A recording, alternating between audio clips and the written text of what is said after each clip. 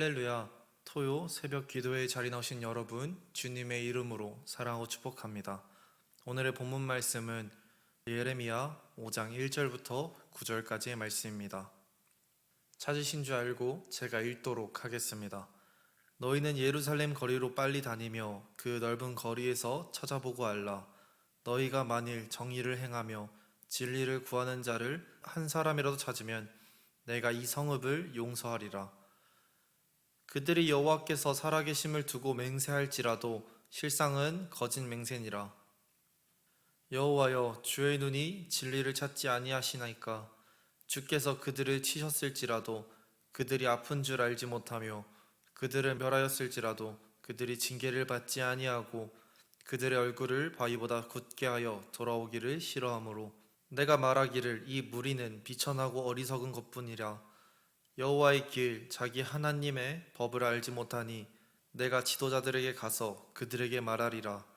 그들은 여호와의 길 자기 하나님의 법을 안다 하였더니 그들도 일제히 멍에를 꺾고 결박을 끊은지라. 그러므로 수풀에서 나오는 사자가 그들을 죽이며 사마귀 이리가 그들을 멸하며 표범이 성읍들을 엿본즉 그리로 나오는 자마다 짖기리니 이는 그들이 허물이 많고 반역이 심함이라. 내가 어찌 너를 용서하겠느냐. 내 자녀가 나를 버리고 신이 아닌 것들로 맹세하였으며 내가 그들을 배불리 먹인즉 그들이 간음하며 창기의 집에 허다히 모이며 그들은 두루 다니는 살찐 수말같이 각기 이웃의 아내를 따르며 소리 지르는도다. 여호와의 말씀이니라. 내가 어찌 이 일에 대하여 벌하지 않겠으며 내 마음이 이런 나라에 보복하지 않겠느냐. 아멘. 저는 오늘의 본문 말씀을 묵상하면서 한 명의 의인을 찾으시는 하나님에 대해 묵상하게 되었습니다. 우리에게 죄와 심판의 도시 하면 가장 먼저 떠오르는 도시로 소돔과 고모라가 있을 것입니다. 마태복음에서 심판날에 있을 고난과 비교할 때에 소돔과 고모라를 이야기하기도 하였습니다. 이러한 죄와 심판의 대표적인 도시 소돔과 고모라를 하나님께서 심판하실 때 하나님은 10명의 의인을 찾으셨습니다. 그 땅에 10명의 의인이 없어서 소돔과 고모라는 심판을 받고 멸망하였을지라도 하나님은 그 10명의 의인을 찾으셨습니다.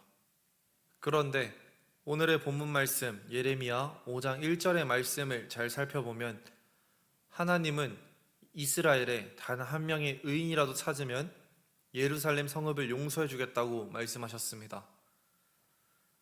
하나님께서 소돔에서는 10명의 의인을 찾으셨지만 이스라엘 땅에서는 단 한 명의 의인만 찾으셨습니다.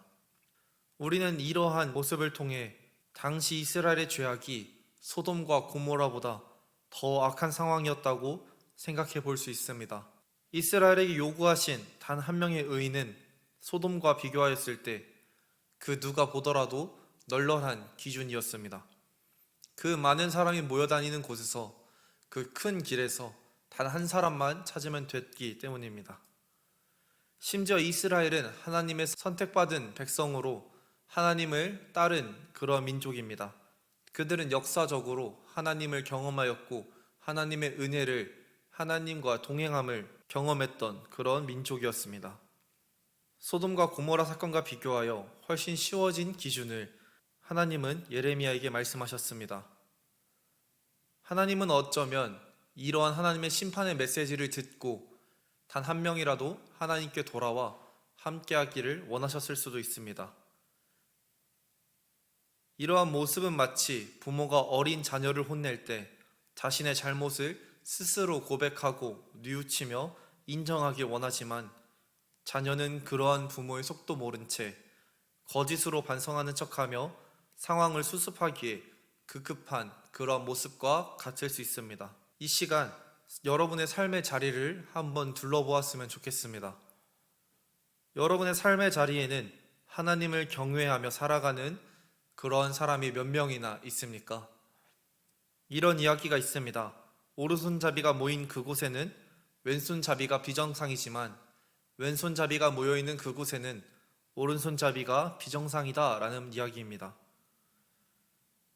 또한 현대사회에서 누군가 도둑질을 하는 것이 절도라는 범죄로 처벌을 받고 감옥에 들어가야 하지만 모든 사람들이 도둑질을 하고 도둑질을 하는 것이 당연한 그런 사회가 온다면 도둑질은 죄가 아니라고 생각하며 오히려 트집을 잡는다고 그 사람을 이상하게 여길 수도 있습니다. 어떠한 것에 대해 정상과 비정상, 옳고 그름을 구분하는 기준은 같은 생각을 공유하는 사람들에 따라 달라지게 됩니다. 만약 여러분의 주변에 진정으로 하나님을 경외하는 사람들로 가득 차 있다면, 그러한 축복이 여러분에게 있다면 여러분은 좋든 싫든 그들을 따라 하나님을 경외하는 삶을 따라 살아가게 될 것입니다. 반면에 여러분의 주변에 하나님을 경외하는 자가 없어 홀로 있다면 그 상황 속에서 홀로 하나님을 경외하며 살아가는 것은 쉽지 않을 것입니다. 지금 이스라엘의 상황이 이런 상황이었습니다. 이스라엘은 하나님을 경외하는 자가 없었고 하나님을 잊어가며 하나님의 말씀을 듣기 싫어하고 하나님의 구원과 심판에 대한 이야기를 듣는 게 싫어서 더욱 하나님과 멀어지고자 했던 사람들로 가득 차 있었습니다. 이스라엘은 하나님을 경외하는 자도 하나님의 마음을 아는 의인도 없었습니다. 이스라엘 사람이 하나님의 이름으로 다짐하거나 하나님의 이름으로 맹세할지라도 그러한 모습은 그저 속빈 강정처럼 빈 껍데기와도 같았습니다. 누군가 하나님의 심판의 메시지를 듣고 하나님께로 회개했다, 하나님을 섬기겠다 이야기했을지라도 그들의 실상은 거짓이었습니다. 이스라엘은 하나님의 말씀을 듣고도 무엇이 잘못인지 알지 못한 채 하나님의 말씀을 무시하고 자신의 마음대로 살아가며 하나님께로 더욱 멀리 떠나고자 했습니다. 우리는 내가 좋아하는 것만 먹고 살아가면 몸에 문제가 생기게 된다는 것을 알고 있습니다. 또한 하고 싶은 것을 하다가 늦은 시간까지 잠을 자지 않으면 다음날 일정까지 무리가 생기게 된다는 것을 우리는 알고 있습니다. 우리는 다양한 경험을 통해 내가 하고 싶은 것만 하며 살아갈 수 없다는 것을, 내가 하고 싶은 것만 하며 살아가면 안 된다는 것을 알게 됩니다. 이스라엘은 자신의 뜻대로 자신의 유익을 위해 살아가고자 생각하며 하나님의 말씀을 따라 살아가는 것을 싫어했고 그 결과 이스라엘에는 하나님을 경외하는 자, 하나님을 두려워할 줄 아는 자, 하나님의 진리를 구하는 자들이 사라지기 시작했습니다. 하나님을 떠나 자기 하고 싶은 대로 살아가자 이스라엘에는 큰 위기가 다가오게 된 것입니다. 초식동물인 양이 육식동물로부터 살아남을 수 있었던 비결이 무엇이라고 생각하시나요? 양들이 육식동물로부터 살아남을 수 있었던 그 한 이유는 그들이 강하였기 때문에 그런 것이 아니라 많은 양들이 함께 모여 무리 생활을 했기 때문도 아니었습니다.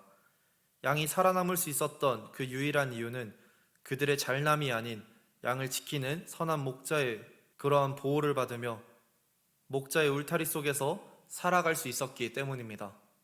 이스라엘은 자신의 뜻대로, 자신의 마음대로 살고 싶은 그런 욕망에 선한 목자이신 하나님께서 내밀어 주신 그 은혜의 손을 뿌리치며 강대국 사이에서 떵떵거리며 살 수 있었던 그 원천을 버리게 되었습니다. 이제 하나님의 울타리 밖으로 벗어난 이스라엘을 기다리고 있는 것은 그들을 바라보며 군침을 흘리고 있는 주변 강대국들의 순환들입니다.